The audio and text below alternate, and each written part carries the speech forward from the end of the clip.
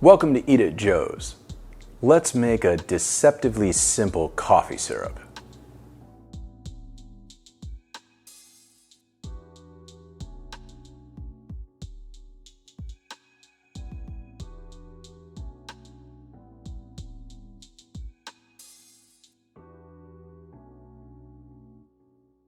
Coffee syrup is a secret weapon in the kitchen. You can use it in almost as many ways as you can imagine, because people's perception of its flavor changes depending on the food that it's paired with. On top of that, people's perception can change whether they actually know if it's coffee or not.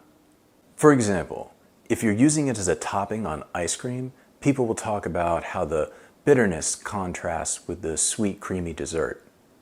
But if you use it as a base when plating a steak or as a garnish on top of it, people are going to remark on the sweet depth that brings out the savory flavor of the beef. People may or may not say anything about the coffee, depending on their palate. And then, when they discover it is coffee, that may change their perception of the flavor as well. I don't know if I'd call this recipe economical or not. It really depends on how much it costs you to get your hands on a few cups of coffee. I'm using 2 cups or 16 ounces of decaffeinated coffee because a cup of coffee only makes about a tablespoon of syrup. A typical cup of coffee has around 100 milligrams of caffeine in it. That's just shy of a double shot of espresso. Conversely, decaf coffee, which is far from not caffeinated, has around 10 milligrams of caffeine in it. Since you're going to be eating that with food, that's plenty. We're going to reduce this coffee, which means we're going to boil off almost all of the water. That means you want to use the purest possible water when you're brewing your coffee, because any compounds, minerals, and impurities that are in the water are going to be left concentrated in the syrup along with the concentrated coffee compounds. Add 2 tablespoons of sugar to the pot, along with a tablespoon of water. Caramelized sugar is always better, so heat that mixture until you see it start to change color.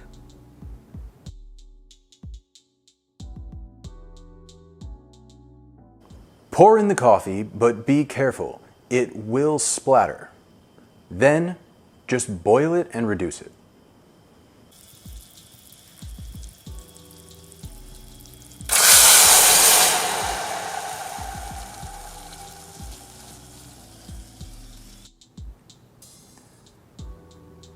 If you think a watched pot never boils, you should try watching one reduce. The most important thing about this is timing. You want to make sure that the mixture never reaches above 235 degrees. Watch once it gets to 230, and as soon as you see any part of it reach 235, get ready to pour it off into a jar. It's going to continue to radiate heat and moisture even after you do that, so get a lid on it immediately. The temperature won't go above boiling until there is very little water left. Once it passes over 220 degrees, watch it closely. This took around 20 minutes for my 2 cups to reach 220 degrees. When you see 235, pour it out immediately.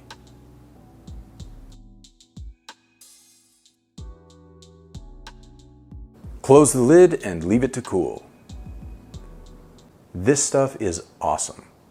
Obviously, it makes for a slightly bitter topping for a creamy dessert, like a cheesecake or an ice cream. But if you use it to garnish a steak, people will notice the sweetness instead. It encourages experimentation.